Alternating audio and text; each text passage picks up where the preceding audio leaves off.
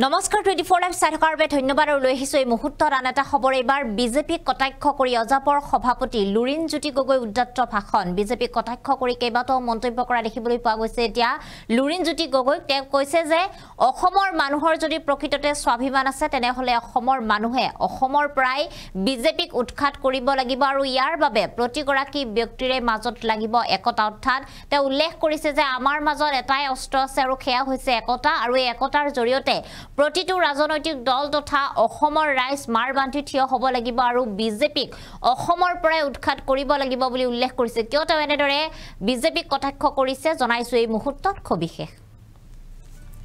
আমি জনাইছো এই মুহূৰ্তত আন এটা খবৰ অসমৰ মানুহক যদি স্বাভিমান লাগে তেনেহলে যুজিবই লাগিব বুলি এবাৰ উদ্যত্ত ভাষণ দিয়া দেখিবলৈ পোৱা গৈছে লুৰিণজ্যোতি গগৈ শত্ৰু যদি সন্মুখত আছে তেনেহলে আমি অৰ্জুনৰ দৰে লক্ষ্য স্থিৰ কৰি যুজিব লাগিব অৰ্থাৎ নিজৰ যি ৰাজনৈতিক তেওঁলোকৰ বৰ্তমানৰ স্থিতি তাক লৈ এনেদৰে কোৱা দেখিবলৈ পোৱা গৈছে আৰু আমাৰ হাতত এটাই অস্ত্ৰ আছে সেয়াই হৈছে একতা সংকট আহিলে বিপদ আহিলে বেয়া দিন আহিলে আমি এক লগ হ'বই লাগিব বুলি তেওঁ উল্লেখ কৰিছে আৰু ইয়াৰ লগতে বিজেপিক কটাক্ষ কৰি এবাৰ অজাপৰ সভাপতি লুৰিণজ্যোতি গগৈ উদ্যত্ত ভাষণ দিয়া দেখিবলৈ পোৱা গৈছে তেওঁ উল্লেখ কৰিছে যে অসমৰ মানুহক যদি এতিয়া প্ৰকৃততেই স্বাভিমান লাগে তেনেহলে অসমৰ মানুহে এতিয়া এক লগ হৈ যুজিব লাগিব কিয়নো প্ৰতিটো ৰাজনৈতিক বিৰোধী দলে বিজেপি জিকাটো এতিয়া তেওঁলোকৰ বাবে আটাইতকৈ বেয়া খবৰ বুলি তেওঁলোকে গণ্য কৰিছে বিজেপি তেওঁলোকৰ বাবে বেয়া বুলি তেওঁলোকে গণ্য কৰিছে আৰু ইয়াৰ বাবে তেওঁলোকে এতিয়া মাৰ বান্ধি থিয় হ'বৰ সময় যে হৈছে সেই কথা তেওঁলোকে এতিয়া বুজি উঠিছে আৰু ইয়াৰ পিছতে তেওঁলোকৰ মাজত যি অৰিয়াৰি চলি আছিল তেওঁলোকৰ মাজৰ যি বিভিন্ন ধৰণৰ তেওঁলোকৰ মাজত ভুল বুজাবুজি হৈ আছিল বা বিভিন্ন বিৰোধী তেওঁলোকৰ যি স্থিতি বৰ্তমানৰ সেই সকলো তেওঁলোকৰ মাজৰ যি অৰিয়াৰি সেই অৰিয়াৰিসমূহ গুচাই তেওঁলোকে এতিয়া যে এক লগ হ'ব লাগিব তেওঁলোকে মাৰ বান্ধি লাচিতৰ দৰে যে যুঁজ দিব লাগিব সেই কথা তেওঁলোকে এতিয়া বুজি উঠিছে আৰু সেই কথা এতিয়া প্ৰকাশ পাইছে লুৰিণজ্যোতি গগৈ ভাষণত তেওঁ উল্লেখ কৰিছে তেওঁ অসমৰ ৰাইজৰ কথা কৈছে অসমৰ ৰাইজক যদি প্ৰকৃততে স্বাভিমান লাগে প্ৰকৃততে যদি মান লাগে তেওঁলোকক যদি এখন সুস্থ অসম লাগে তেনেহলে তেওঁলোকে বিজেপি চৰকাৰৰ বিৰুদ্ধে মাৰ বান্ধি থিয় হ'ব লাগিব বৰ্তমান সময়ত আমাৰ হাতত এটাই অস্ত্ৰ আছে সেয়া হৈছে একতা আৰু একতাৰ জৰিয়তে আমি প্ৰতিটো সংকট প্ৰতিটো বিপদৰ হৈতে মাৰ বান্ধি থিয় হ'ব লাগিব আমি যুঁজ দিব লাগিব বেয়া দিন আহিলে সকলো এক লগ হ'বই লাগিব বুলি এতিয়া উল্লেখ কৰা দেখিবলৈ পোৱা গৈছে তেওঁ অৰ্জুনৰ উদাহৰণ দি তেওঁ নিজৰ ভাষণত সেই কথা প্ৰকাশ কৰা দেখিবলৈ পোৱা গৈছে তেওঁ কৈছে শত্ৰু যদি সন্মুখত থাকে তেনেহলে আমি অৰ্জুনৰ দৰে নিজৰ লক্ষ্য স্থিৰ কৰি ল'বই লাগিব অৰ্থাৎ অৰ্জুনৰ দৰে লক্ষ্য স্থিৰ কৰাৰ কথা তেওঁ এইভাবে কৈছে কিয়নো 26ত অসমত অনুষ্ঠিত হ'ব বিধানসভাৰ নিৰ্বাচন আৰু বিধানসভাৰ নিৰ্বাচনৰ সময়ত প্ৰতিটো ৰাজনৈতিক দলে তেওঁলোকে মাৰ বান্ধি থিয় হ'বই লাগিব কিয়নো বিৰোধী দল হিচাপে তেওঁলোকে যদি মাৰ বান্ধি থিয় নহয় তেনেহলে 26ৰ বিধানসভা নিৰ্বাচনৰ সময়তো তেওঁলোকৰ পৰাজয় এতিয়া বৰ্তমান সময়ত এক প্ৰকাৰ নিশ্চিত দেখিবলৈ পোৱা গৈছে কিন্তু বৰ্তমানৰ যিসমূহ বিধানসভা নিৰ্বাচনৰ ফলাফলৰ যদি আমি কথা কওঁ তেনেহলে প্ৰতিটো ঠাইত এতিয়া কংগ্ৰেছক দেখিবলৈ পোৱা গৈছে শূন্য বা আন বিৰোধী দলসমূহৰ স্থিতি দেখিবলৈ পোৱা গৈছে অতিকে বেয়া আৰু ইয়াৰ খলনি অৰ্থাৎ শাসকীয় দল বিজেপিয়ে এতিয়া সকলোতে নিজৰ চৰকাৰ গঠন কৰিবলৈ তেওঁলোক সক্ষম হৈছে সকলো ফালে গেৰুৱাময় হৈ পৰিছে আৰু সকলো ফালে তেওঁলোকৰে জয় জয়কাৰ দেখিবলৈ পোৱা গৈছে আৰু ইয়াৰ পিছতে এতিয়া প্ৰতিটো ৰাজনৈতিক বিৰোধী দল খৰব হৈছে তেওঁলোকে একগোট হোৱাৰ কথা পুনৰবাৰ চিন্তা কৰিছে আৰু একগোট নহলে তেওঁলোকে আগন্তুক যি নিৰ্বাচন অনুষ্ঠিত হ'ব সেই নিৰ্বাচনসমূহত তেওঁলোকৰ শোচনীয় যে পৰাজয় হ'ব সেই কথা তেওঁলোকে এক প্ৰকাৰ এতিয়া স্বীকাৰ কৰি লোৱা দেখিবলৈ পোৱা গৈছে আৰু এই মুহূৰ্তত আমাৰ হাতত অজাপৰ সভাপতি লুৰিণজ্যোতি গগৈ কিছু মন্তব্য আছে সেই মন্তব্য আমি আপোনালোকক শুনাইছো সমাজত যেতিয়া অন্যায় হয় যেতিয়া অসুয়া অপ্ৰীতি আহে সমাজখন যেতিয়া অনীতিৰে পৰিপূৰ্ণ হয় তেতিয়াই সমাজৰ পৰা অন্যায় বিনাশ কৰিবৰ কাৰণে সমাজৰ অনীতি নাইকিয়া কৰি নীতিপূৰ্ণ সমাজ প্ৰতিষ্ঠা কৰিবৰ কাৰণে ৰাইজ সদায় ঐক্যবদ্ধ হয় সুসংগবদ্ধ হয় যিমান সমাজ পৰিৱৰ্তনৰ ইতিহাস যিমান আপুনি অধ্যয়ন কৰে দেখিব যেতিয়াই সংকট আহিছে যেতিয়াই সমাজলৈ বেয়া বেয়া বিষয়বোৰ আহিছে অনীতি দুৰাচাৰ অনিয়ম সাম্প্ৰদায়িকতা ঘৃণা বিভাজন সংকীৰ্ণতা তেতিয়াই ৰাইজ একত্ৰিত হৈছে আৰু সমাজৰ পৰা সেই শক্তিক উৎখাত কৰিবৰ কাৰণে সকলোৱে সংকল্পবদ্ধ হৈছে, অংগীকাৰবদ্ধ হৈছে। গতিকে সময় সমাগত।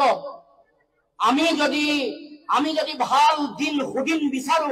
অসমীয়া জাতীয় জীৱনৰ সুদিন যদি লাগে আপোনাক আৰু মোক, অসমৰ মানুহক যদি স্বাভিমান লাগে, অসমৰ মানুহে যদি মেৰুদণ্ড পুনাই শিৰ উচ্চ কৰি অসমত বসবাস কৰিব খোজে, অসমৰ প্ৰতিটো জাতি জনগোষ্ঠীয়ে তেওঁলোকৰ সেৱা হিত গৌৰৱ যদি উদ্ধাৰ কৰিব খোজে, অসমৰ প্ৰতিটো জাতি জনগোষ্ঠীয়ে তেওঁলোকৰ নিজৰ স্বাধিকাৰ যদি প্ৰতিষ্ঠা কৰিব খোজে, সকলোৱে যদি তেওঁলোকৰ সমমৰ্যাদা সম উন্নয়নৰ দিশত অগ্ৰসৰ হ'ব খোজে, তেতিয়াহ'লে অসমৰ মাটিৰ পৰা যি শক্তিয়ে আমাক সংকটৰ মাজলৈ ঠেলি দিছে, সেই শক্তিক উৎখাত কৰিবৰ কাৰণে আমাৰ হাতত এটাই শস্ত্ৰ আছে, এটাই বেদ মন্ত্ৰ আছে, সেইটো হ'ল একতাৰ মন্ত্ৰ, ঐক্যবদ্ধতাৰ মন্ত্ৰ। 17 বাৰ বিদেশীৰ আক্ৰমণ অসমলৈ হৈছিল যেতিয়া কোনো আহোম শক্তি আহোমে যুঁজ কৰা নাছিল। এই যুঁজ যদি কৰিছিল অসমীয়াই কৰিছিল। অসমৰ প্ৰতিটো জাতি জনগোষ্ঠী ভাষা বাকী ধৰ্মাৱলম্বী লোকে একতাৰে যুঁজি 17 বাৰ যেতিয়া আক্ৰমণ হৈছে, শত্ৰুক ফৰাই পঠিয়াই ঐতিহাসিক শৰাইঘাটৰ ৰণ কৰিছে। ইয়াৰ শক্তি একতাৰ শক্তি। গতিকে ৰাইজ, সংকট আহিলে, বেয়া দিন আহিলে একলগ হবই লাগিব। আদৰ্শ বেলেগ হ'ব পাৰে, জাতি জনগোষ্ঠী বেলেগ হ'ব পাৰে, কিন্তু একতাৰ সেই চিন্তা আমি কেতিয়াও পৰিহাৰ কৰিব নোৱাৰো। একতাক বাদ দি কেতিয়াও কোনো কাৰণতে আমি প্ৰয়োজনীয় আমাৰ জাতিটোৰ কাৰণে প্ৰয়োজনীয় যিটো চিন্তা, যিটো কাম, এইটো কেতিয়াও আমি কৰিব নোৱাৰো। স্বৰ্গদেউ চাওলুং চুকাফাই সমাজ যেতিয়া গৈছে, 7 ৰাজ একত্ৰিত কৰি এক ৰাজ কৰিছে, সকলোকে সামৰি এখন সমাজ। 7 ৰাজ মাৰি কৰা নাই। মাৰি কৰিলে ৰক্তপাত ইমান হলে, যুদ্ধ কৰিলে, এই সাম্ৰাজ্য বিস্তাৰ কৰিবলৈ যাওঁতে যদি ৰক্তপাত হলে বহু মানুহ, সেইকাৰণে অসমৰ মানুহ কেতিয়া মৰিছে, যেতিয়া মানৰ আক্ৰমণ হৈছে। অসমৰ মানুহ মৰিছে যেতিয়া আলাবৈ ৰণ হৈছে, 10,000 মানুহ মৰিছে। কিন্তু অসমত যেতিয়া গোটেই সকলোকে মিলাই এক জাতি যেতিয়া বনাইছে, তেতিয়া ৰক্তপাত হোৱা নাই। সমাজ গঢ়িবৰ কাৰণে বিবাহ কৰিছে, কাৰোবাক মৰমেৰে, কাৰোবাক বুজাইছে। যি বুজা নাই তেওঁলোকৰ লগত অকমান যুদ্ধ হলেও তাৰ পিছত সন্ধি হৈ সাম্ৰাজ্য বিস্তাৰ হৈছে। তাৰ মানে পুনৰ 7 ৰাজ একত্ৰিত কৰি এক ৰাজ কৰা মানে একতা। এই যে গুৰুজনা যেতিয়া মহাপুৰুষ শ্ৰীমন্ত শংকৰদেৱে যেতিয়া সমাজ গঢ়িছিল, তেতিয়া পাহাৰৰ পৰা নগাৰ নৰোত্তমক শৰণ দিছে, মুছলমানসকলৰ চান্দ খাই শৰণ দিছে, অনুসূচিত জাতিসকলৰ পৰা পৰমানন্দ শৰণ দিছে। তাৰ মানে সমতাৰ মৰ্মবাণী, একতাৰ মৰ্মবাণীৰে সমাজ গঢ়িছে। তাৰমানে সমাজ তেতিয়াহে গঢ়িব পাৰিব যেতিয়া সমাজৰ পৰা সেই যিবোৰ আধুনিক যিবোৰ শক্তি আছে, যিবোৰে আপোনাক মোক সংকটত পেলাইছে, জাতিক সংকটত পেলাইছে, আমাৰ ভাষা কৃষ্টি সংস্কৃতিক সংকটত পেলাইছে, সেইবোৰক যদি উৎখাত কৰিব লাগে, তেতিয়াহ'লে পুনৰ সমাজ গঢ়িবৰ কাৰণে এক হ'ব লাগিব, একত্ৰিত হ'ব লাগিব। আৰু যেতিয়া আমাৰ ভাষা আৰু মাধ্যম যেতিয়া কাঢ়ি লৈ যোৱা হৈছে, অসমীয়া ভাষা আৰু মাধ্যম, তেতিয়াওতো আমি সকলো একত্ৰিত আছিলো। গতিকে আজি একতাৰ সময়, একত্ৰিত হোৱাৰ সময়। আমি যদি সমাজৰ পৰা, অসমৰ সমাজ জীৱনৰ পৰা শত্ৰুক যদি নিধন কৰিব লাগে, শত্ৰুক যদি উৎখাত কৰিব লাগে, আমি যদি দেশৰ সংবিধান যদি প্ৰতিষ্ঠা কৰিব লাগে, আমি যদি সমন্বয় প্ৰতিষ্ঠা কৰিব লাগে, 7ম পুৰুষীয়া ঐক্য, সমন্বয়, সম্প্ৰীতিৰ বৰ ভেটি শক্তিশালী আৰু সুদৃঢ় যদি কৰিব লাগে, তেতিয়াহ'লে একতা লাগিব, সমন্বয় লাগিব, একতাৰে যুঁজিব লাগিব, তেহে যুদ্ধ জয় হ'ব। অন্যথা ভাগ হৈ থাকিলে শত্ৰুৱে চল পাব, লাই পাব, আৰু যুদ্ধ জয় কেৱল মাত্ৰ দিবা স্বপ্ন হৈ থাকিব। সেই কথা সকলোৱে উপলব্ধি কৰা দৰকাৰ।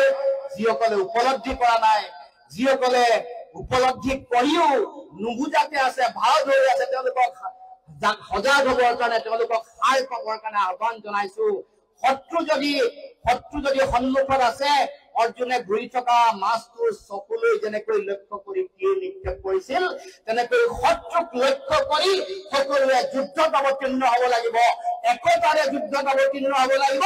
একতাৰে যুদ্ধত অৱতীৰ্ণ হৈ শত্ৰু নিবাৰণ কৰিবৰ কাৰণে সকলোৱে আগবাঢ়ি আহক। আৰু মই সকলোৰে এই একতাৰ,